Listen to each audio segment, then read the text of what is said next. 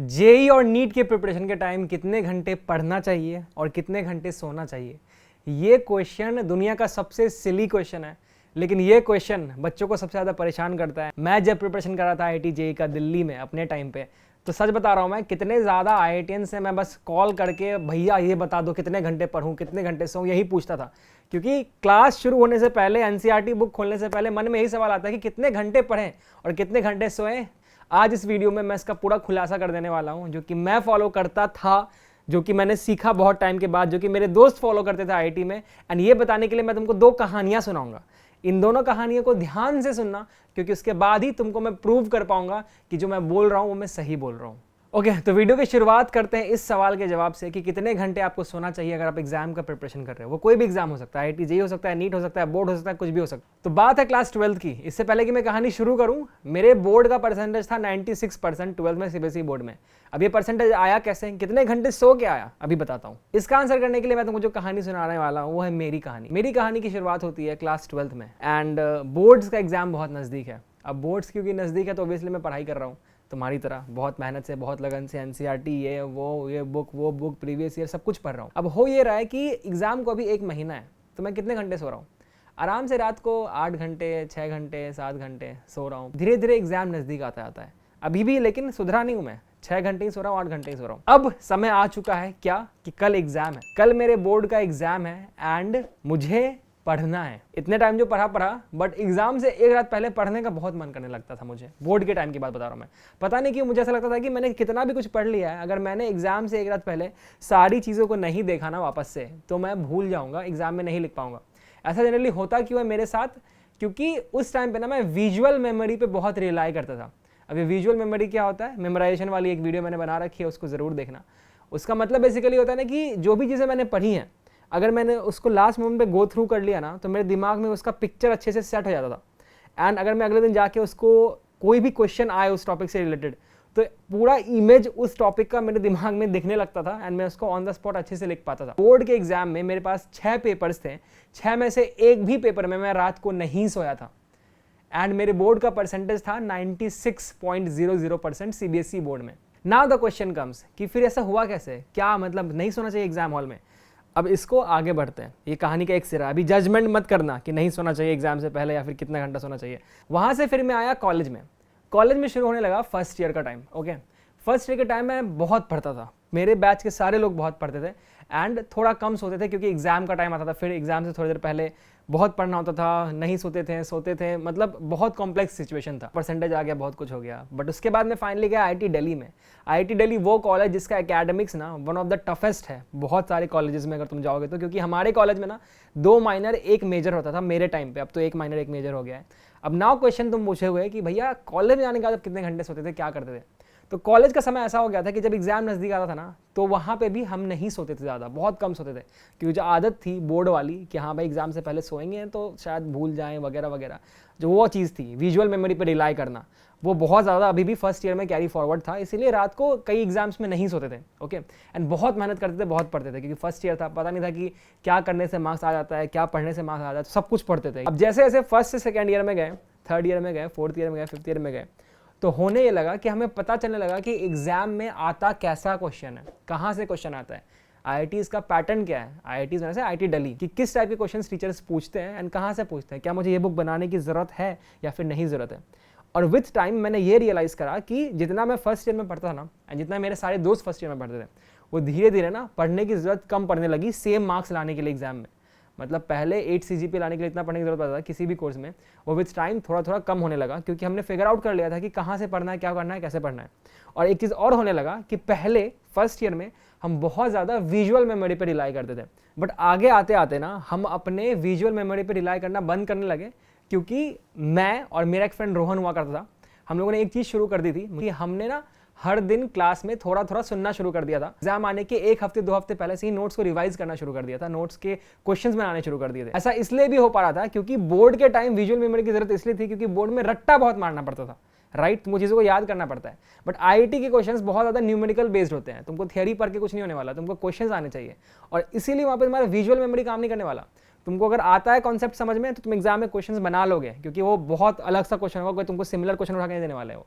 हाँ, कुछ ऐसे सब्जेक्ट्स भी होते थे जिसमें कि विजुअल मेमोरी काम आता था। For example organic chemistry related कुछ एक कोर्सेज थे, कुछ कोर्सेज थे जिसमें कि हमें याद करना पड़ता था चीज़ों को, जैसे कि बायो का भी एक कोर्स था सेकंड ईयर में, आई रिमेंबर SBL 100 बायो का भी एक कोर्स था। तो इन चीज़ों को याद करना पड़ता था, फिर वहाँ पे नहीं सोते थे रात को, क्योंकि वहाँ पे विजुअल मेमोरी काम आता था। तो फिर इट बॉइल्स डाउन टू कि बहुत कोर्सेज ऐसे होने लगे फोर्थ ईयर आते आते जिसमें कि हम आराम से होते थे, क्योंकि हम विजुअल मेमोरी रिलाई नहीं करते थे। Now coming back to your question कि भैया मैं एग्जाम से पहले सोऊं नहीं सोऊं, कितने घंटे सोऊं, क्या करूं, इसका एक सिंपल आंसर है।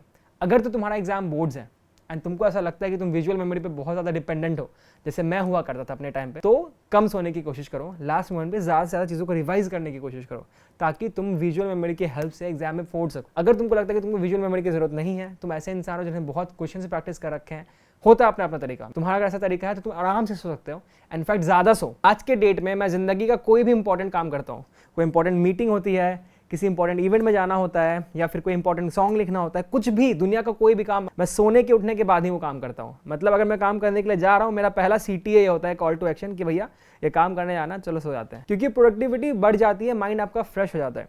इसीलिए इसका कंक्लूजन ये है कि अगर तुम अपने विजुअल मेमोरी पर रिलाई करते हो तो कम सोना एग्जाम से पहले, कोई भी एग्जाम हो। एडवांस जैसे एग्जाम में तुम्हारा विजुअल मेमोरी बहुत ज़्यादा हेल्प नहीं करेगा, क्योंकि वहाँ पे न्यूमेरिकल्स आते हैं। तो इसीलिए I will highly recommend you कि तुमको एग्जाम से पहले सो जाना चाहिए। जैसे मैंने मेंस एडवांस के एग्जाम से पहले मैं सो गया था। मेंस के पहले बहुत कम सोया था, क्योंकि mains once again NCERT based होता है। एडवांस के पहले बहुत अच्छे से सोया था, क्योंकि एडवांस का एग्जाम आपके रट्टा मारने पे डिपेंड नहीं करता, आपने जो पूरे 2 साल प्रैक्टिस करा है क्वेश्चंस, उसके हेल्प से आपका क्लियर होगा। आप लास्ट मोमेंट में NCERT कुछ भी करते रहो, कोई फायदा नहीं होने वाला है। तो इसीलिए प्लीज इस चीज को ध्यान में रखते हुए सोना। Unacademy has come up with something really great. It's called UNSAT. UNSAT क्या है तुमको अच्छे से पता होगा, मैं बस तुमको याद दिला देता हूँ। UNSAT एक स्कॉलरशिप टेस्ट है ऑल इंडिया लेवल का, जो कि इस बार ऑनलाइन और ऑफलाइन दोनों हो रहा है Unacademy की तरफ से। इसमें पार्टिसिपेट करने के अनेक फायदे हैं। 3 मोस्ट अमेजिंग फायदा तुमको बताता हूँ। नंबर 1 कि तुम यूरो स्पेस सेंटर विजिट कर सकते हो फ्री में। ये एक स्पेस सेंटर है जहाँ पे तुम बहुत सारी स्पेस की चीज़ों को एक्सपीरियंस करते हो, एंड Unacademy तुमको अपने पैसों से वहाँ लेके जाएगा अगर तुम अच्छा परफॉर्म करते हो तो।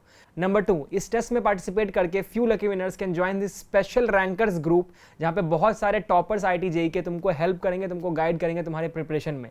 एंड नंबर 3, इस टेस्ट में अच्छा परफॉर्म करके तुम Unacademy के सब्सक्रिप्शन पे 100% स्कॉलरशिप पा सकते हो। ये टेस्ट सबके लिए है, if you are in class 9, 10th, 11th, 12th और you are a dropper and you are preparing for IIT JEE और NEET। ये टेस्ट 2 दिन होने वाला है, 8 अक्टूबर और 15 अक्टूबर को। एंड द बेस्ट थिंग है कि इस टेस्ट में अगर तुम पार्टिसिपेट करते हो तो सबसे पहला फायदा तो तुमको ये होता है कि तुम कैसा भी परफॉर्म करो, तुम एग्जाम टेम्परामेंट को फेस करते हो। मैं हाईली रिकमेंड करूँगा कि तुम ऑफलाइन जाके इसको टेस्ट को दो, ताकि तुम एग्जाम हॉल की जो मेंटालिटी है वो एक्सपीरियंस कर सको, क्योंकि भैया घर पे बैठ कर टेस्ट देना और एग्जाम हॉल में टेस्ट देना बहुत ज़्यादा डिफरेंस होता है। इस टेस्ट का लिंक डिस्क्रिप्शन में। इसको अवेल करने के लिए यूज द कोड NOVAFAM, क्योंकि इस कोड को यूज करने पे तुमको यह टेस्ट ओनली 79 रुपीज में देने को मिलेगा। इतने कम रुपए में इतना ज़्यादा फायदा भाई हर बार नहीं मिलता। Just check it out right now, the link is in the description. Now दूसरा क्वेश्चन कि भैया कितने घंटे पढ़ना चाहिए, राइट? बहुत ही इंपॉर्टेंट क्वेश्चन। मतलब ये क्वेश्चन सुन के Unacademy वाले सेशंस में ना मेरा दिमाग खराब हो गया। आज फॉर वंस एंड ऑल इसका आंसर दे ही देता हूँ। मैं था कॉलेज फर्स्ट ईयर में, बंदा था मेरा friend, all India rank 69, computer science department. क्या था वो? टॉपर था अपने, आई थिंक स्टेट का टॉपर था, क्या था, हरियाणा का था, एंड बहुत स्टड बंदा था। मैं केमिकल इंजीनियरिंग में था, वो CS में था, बट स्टिल हमारे कोर्सेज साथ में होते थे। मैं ग्रुप 20 में था, वो ग्रुप 19 में था, एंड 19-20 के क्लासेस साथ में होते थे। ओके, एंड मैंने एक चीज़ नोटिस करा कि क्लास में टीचर को बहुत ध्यान से सुनता था, सारे नोट्स बनाता था क्लास में बैठ के, कुछ भी डाउट हुआ ऑन द स्पॉट टीचर से पूछता था। कई बार टीचर्स परेशान हो जाते थे, एंड बहुत अच्छे से सब कुछ करता था क्लास में। अब उस जब एग्जाम टाइम पे हम CSC में देखते थे, CSC क्या था? कंप्यूटर सर्विस सेंटर, जहाँ पे बच्चे जाके पढ़ाई करते थे, या फिर लाइब्रेरी में देखते थे जहाँ पे सबको आके पढ़ाई करते थे। वो भी वो आता था एग्जाम टाइम में, पता नहीं क्यों आता था, लेकिन वो रैंडम या तो यूट्यूब चला रहा है, या तो एग्जाम किसी और चीज का है वो कुछ और पढ़ रहा है। एग्जाम कल है मैथ्स का कुछ सब्जेक्ट का, एंड वो कोडिंग कर रहा है जिसकी जरूरत भी नहीं है, वो सेकंड ईयर में पढ़ाने वाला है। रैंडम चीज है, जो एग्जाम है उसको वो पढ़ ही नहीं रहा है। अगर पढ़ भी रहा है तो आता है कि भाई मैं पढ़ने आया हूँ, देख रहा हूँ वापस जा रहा है। कितने घंटे में? 1 घंटे में। मतलब मैं पूरी रात वहां पढ़ने का सोच रहा हूँ कि पता नहीं जा भी पाऊंगा या नहीं वापस घर, और ये बंदा जो है अभी आया है जैसे बोल रहा है 1 घंटे में हो गया मेरा। ऐसा क्यों हो पा रहा है? ऐसा इसलिए हो पा रहा है कि उसने क्लास में ध्यान दिया था। एंड अगर तुम इसको ध्यान से देखोगे तो यहाँ पे एक चीज हो जाता है कि हद से ज्यादा घंटे कौन पढ़ रहा था उस मोमेंट पे, उन दिनों एग्जाम के टाइम? बाकी सारे बच्चे। कितना पढ़ रहा था? 1 घंटा, 2 घंटा, 3 घंटा। मार्क्स ज्यादा किसको आ रहा था? आ रहा था। क्यों? क्योंकि उसने प्रिपरेशन एग्जाम का ना उससे 3 दिन पहले, 1 हफ्ते पहले शुरू नहीं किया था। वो जब क्लास में पढ़ाया जा रहा था ना तब से कर रहा था, क्योंकि ऑन द स्पॉट एक्टिव था, हम लोग नहीं थे। प्लस का माइंड बहुत शार्प था, AIR 69 मजाक नहीं है। तो क्योंकि वो ऑलरेडी बहुत स्टड था पढ़ाई में, तो उसको ये सारे कॉन्सेप्ट बहुत जल्दी समझ में आ जाते हैं, इसको मैं डिनाई नहीं कर सकता। तो क्योंकि वो इंटेलिजेंट था, उसके लिए 1 घंटा भी काफी था, एंड बहुत लोगों के लिए 3 घंटे 4 घंटे भी काफी नहीं थे। तो now the answer to your question कि भैया कितने घंटे प्रिपरेशन के लिए पढ़ना चाहिए इज वंस अगेन कि तुम पे डिपेंड करता है कि तुम्हारा इंटेलिजेंस कितना है, तुम्हारा हार्डवर्क कितना है पहले का, तुम कितना समझते हो चीजों को, कितना तुम क्लास में ध्यान देते हो। इस पे डिपेंड करेगा कि तुमको घर पे आके कितना पढ़ना पड़ेगा। अगर तुम ऐसे इंसान हो जो कि क्लास में बिल्कुल नहीं सुनते टीचर को, नोट्स बिल्कुल नहीं बनाते हैं, बिल्कुल सुन रहे हो, सो रहे हो, पता नहीं क्या कर रहे हो, तो ऑब्वियसली तुमको घर पे आके ज्यादा पढ़ना पड़ेगा ना। तुम 7 घंटे क्लास भी जाओगे, घर पे आके भी 8 घंटे पढ़ोगे। 8 + 7 कितना होता है? 15 घंटे पढ़ते रहो, क्योंकि तुमने क्लास में ध्यान से नहीं पढ़ा। बट अगर तुम ऐसे इंसान हो जिसने क्लास में इतने अच्छे से ध्यान से पढ़ा है कि उसको घर पे आके बस एक बार विजुअल मेमोरी पलटा के देख लिया, हो गया खत्म। तो इट टोटली डिपेंड्स ऑन कि तुम किस लेवल पे एग्जिस्ट करते हो, तुम्हारा क्या माइंडसेट है, तुम्हारी क्या मेंटालिटी है, तुम कितना मेहनत ऑलरेडी क्लास में कर रहे हो और पहले से करते आ रहे हो। अगर तुम ऐसे बच्चे हो जो कि 10th में बहुत कम पढ़ते थे, तुम्हारा बेसिक ट्रिग्नोमेट्री नहीं पता तुमको, तो इस केस में तुमको ऑब्वियसली यहाँ ज्यादा मेहनत करना पड़ेगा। तो ये क्वेश्चन जो है कि भैया कितने घंटे पढ़े, ये बिल्कुल किसी से मत पूछो, क्योंकि इसका आंसर ये है कि तुम जितना ज्यादा पढ़ोगे उतना अच्छा है। एंड ज्यादा मतलब ये भी नहीं कि अपने हेल्थ को खराब कर ले या फिर मेंटली टॉर्चर सह ले, राइट? तुमको खुश भी रहना है। अगर तुम खुश नहीं रहोगे तो तुम पढ़ाई पे भी फोकस नहीं कर पाओगे। मैं 18 घंटे पढ़ लूंगा इवन इफ मेरा काम 6 घंटे में हो जाता है, बट अगर वो 18 घंटे पढ़ने के चक्कर में मेरा सिर दर्द हो जाता है, मेरा तबीयत खराब हो जाता है, मैं एंजॉय नहीं कर पा रहा हूँ जिंदगी को, खुश नहीं रह पा रहा हूँ, घर वालों से बात नहीं कर पा रहा हूँ, तो क्या फायदा? तो in the end of the day ये तुम पर डिपेंड करता है, उसके बेसिस पे ये डिसीजन लो कि तुमको कितना घंटा पढ़ना चाहिए। एनालाइज कैसे करोगे कि तुम सही नंबर ऑफ आवर्स पढ़ रहे हो? वो एनालाइज करोगे तुम टेस्ट से, वो एनालाइज करोगे अपने बाकी दोस्तों से कंपीट करके, जो कि बहुत इंपॉर्टेंट होता है जेई के टाइम पे।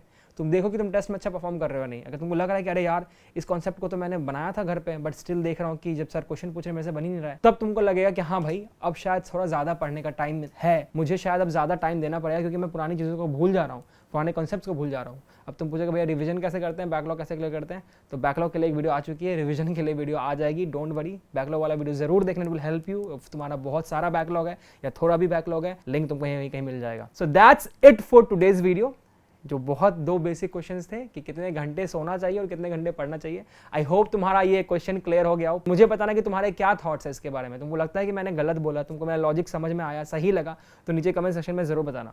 इसके साथ साथ मैं बस एक बात बोलना चाहूंगा कि जिंदगी में ना मैंने हमेशा एक चीज फॉलो किया है, वो एक चीज ये है कि जिंदगी में कभी रिग्रेट नहीं होना चाहिए। अगर तुम ऐसे इंसान हो जो कि आज के डेट में IIT JEE और नीट का प्रिपरेशन कर रहे हो, तो भाई बस मैं एक बात बोलूंगा कि ये जो समय है ना वो वापस दोबारा कभी नहीं आने वाला है। तुम आज नहीं पढ़ोगे कोई बात नहीं है, शायद आज तुमको रियलाइज नहीं होगा ये चीज़, हाँ यार नहीं पढ़ रहे हैं, बट जब तुम फाइनली 2 साल के बाद एग्जाम दे दोगे, क्लियर नहीं होगा या फिर तुम जितना अच्छा कर सकते हो उतना नहीं कर पाओगे, तब मन में तुम्हारा बस ये ख्याल नहीं आना चाहिए उस दिन कि यार काश पढ़ लिया होता। तुम 100% दे दो, 150% दे दो, फेल हो जाओ भाई, क्या फर्क पड़ता है? IIT JEE दुनिया थोड़ी है यार, अच्छी जगह है, मैं बार बार हर वीडियो में ये कहता हूँ। अगर जाओगे तो उससे बेहतर कुछ नहीं है, बट अगर नहीं जाते हो तो और भी बहुत ऑप्शंस है, लेकिन रिग्रेट नहीं होना चाहिए। मैंने अपना 100% दिया, जितना मैं कर सकता था मैंने किया, उसके बाद भी नहीं निकला तो शायद भगवान ने मेरे लिए कुछ और प्लान किया होगा।